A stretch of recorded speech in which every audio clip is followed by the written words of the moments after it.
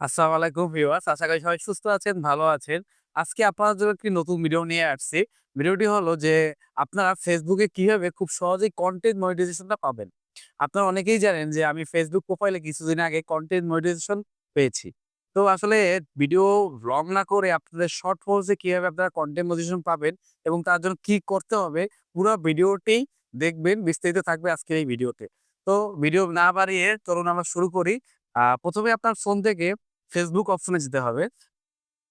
ওকে। তো আমরা ফোন থেকে আপনার Facebook এ যাবেন। Facebook এ যাওয়ার পরে কর্নারে 3 ডট অপশন আছে, এখানে ক্লিক করবেন। ক্লিক করার পরে এখানে হেল্প অ্যান্ড সাপোর্ট নামে একটা অপশন আছে। ওটাতে ক্লিক করবেন। ক্লিক করার পর এখানে দেখবেন যে অ্যাকাউন্ট স্ট্যাটাস। অ্যাকাউন্ট স্ট্যাটাস এ ক্লিক করবেন। দেখবেন যে সবকিছু ব্লু টিক আছে কিনা। দেখার পরে তারপর ব্যাগে আসবেন। ব্যাগে আসার পরে এখান থেকে দেখবেন সাপোর্ট ইনবক্স নামে একটা অপশন আছে। এটাতে ক্লিক করবেন। ক্লিক করার পর এখানে লেখা আছে রিপোর্ট অ্যাবাউট আদার্স। এখানে ক্লিক করবেন। এখানে নেটের সমস্যার কারণে সামথিং ওয়েন্ট রং। তবে এখানে আপনাদের ব্লু টিক আসবে। পরে ব্যাকে যাবেন। ব্যাকে যাওয়ার পরে ইউর অ্যালার্টস এই অপশনটিতে ক্লিক করবেন। এখানে লেখা আছে নো মানে আপনার ভিডিওতে বা Facebook এ কোন ধরনের সমস্যা নাই।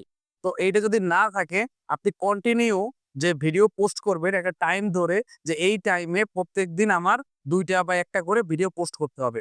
তো এভাবে যদি আপনি প্রতিনিয়ত ভিডিও পোস্ট করেন, ছবি পোস্ট করেন, আপনার কনটেন্ট মনিটাইজেশনটি চলে আসবে। ধন্যবাদ সকলকে। আজকের ভিডিওটি এই পর্যন্তই ছিল। পরবর্তী ভিডিওতে আবার দেখা হবে। যারা আমার এই চ্যানেলে নতুন তারা অবশ্যই পেজটিকে লাইক, কমেন্ট এবং সাবস্ক্রাইব করে রাখবেন। ধন্যবাদ।